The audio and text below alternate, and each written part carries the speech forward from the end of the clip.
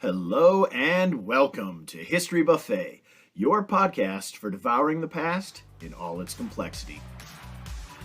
Today, we embark on a journey through the tumultuous period known as the Crusades. It's a story filled with clashing ideals, religious fervor, brutal conflict, and far-reaching consequences. So buckle up, history buffs, because we're about to delve into a period that continues to shape our world today.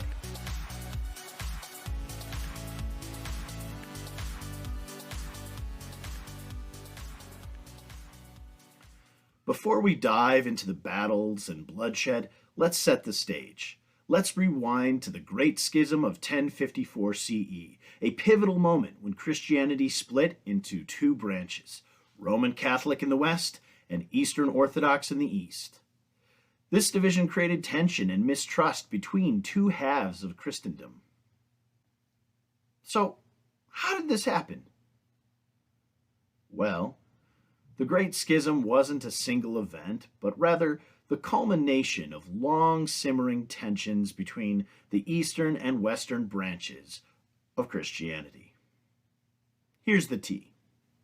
The Western and Eastern churches, while both Christian, had developed some different beliefs and practices that caused them to see each other as increasingly different from one another.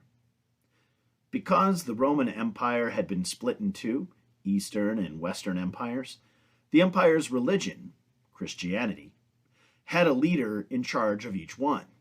The Western Church had the Pope, who lived in Rome itself, while the Eastern Church had a small group of leaders called patriarchs, who resided in and around the city of Constantinople. As more time went on, the Western Church increasingly emphasized the authority of the Pope as the sole head of Christianity. But over in the East, the Eastern Patriarchs favored a more decentralized model. Then there were the cultural and political differences between them. Church services in the East were conducted in Greek, but services in the West used the traditional Latin language. Complicating matters even more, the popes and the patriarchs developed alliances with different political leaders, some of whom didn't get along or were in direct conflict with one another. Awkward. The situation came to a head in 1054 CE when a dispute over who had authority in southern Italy and some disrespectful exchanges between church leadership led to the Patriarch of Constantinople and the Pope excommunicating each other. Excommunication is the act of excluding someone from participation in the practices and services of the church. Essentially, the Pope and Patriarchs kicked each other out of the Christian church. This formal act became the symbolic breaking point, driving a stark wedge in between the two groups, as well as the people who followed them. Now, that's only half the background context. Are you starting to get a sense of how complicated this history is? Well, buckle up for the rest. All of those shenanigans were happening in Europe.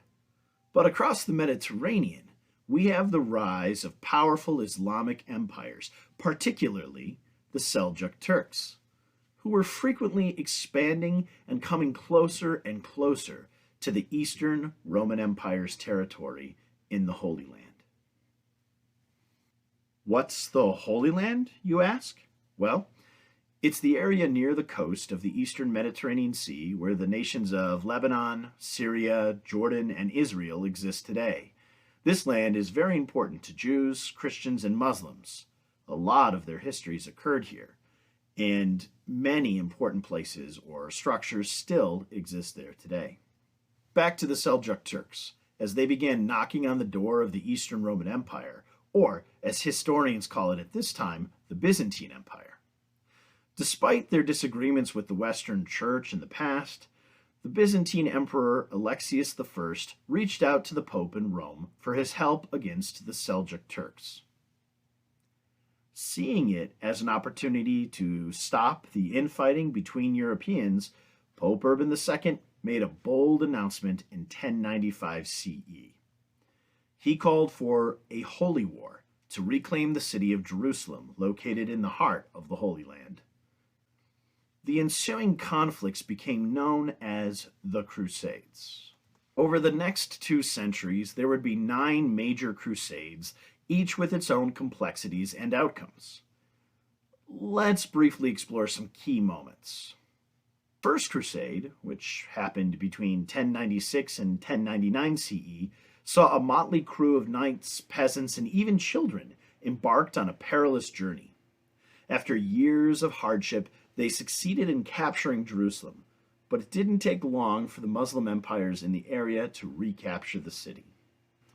This led to the Second Crusade between 1147 and 1149 CE. Launched in response to Muslim victories, this crusade ultimately failed due to poor leadership and internal conflicts. Then there was the Third Crusade from 1189 to 1192 CE. Led by legendary figures like Richard the Lionheart from England and Salahuddin from Egypt, this crusade ended in a negotiated stalemate, with Jerusalem remaining under Muslim control. Then, in a shocking turn of events, the Fourth Crusade, from 1202 to 1204 CE, saw Crusaders attack, loot, and destroy parts of the Christian city of Constantinople. These guys clearly did not understand the assignment. As the Crusades progressed, the brutal realities of war became increasingly apparent. Massacres, violence against civilians, and religious persecution stained the image of these holy wars. But despite the bloodshed, there were moments of cultural exchange and intellectual interaction. Trade flourished, and knowledge flowed between civilizations. However, these positive aspects were overshadowed by the lasting legacies of conflict and distrust. Ultimately, the Crusades left deep scars on both sides. In the West, they contributed to the rise of anti-Semitism and Islamophobia. In the East, they solidified Muslim distrust and dislike towards the West, which is still an issue to this day. The Crusades were a complex chapter in human history, far from the simplistic good versus evil narrative that is often portrayed in movies and TV shows.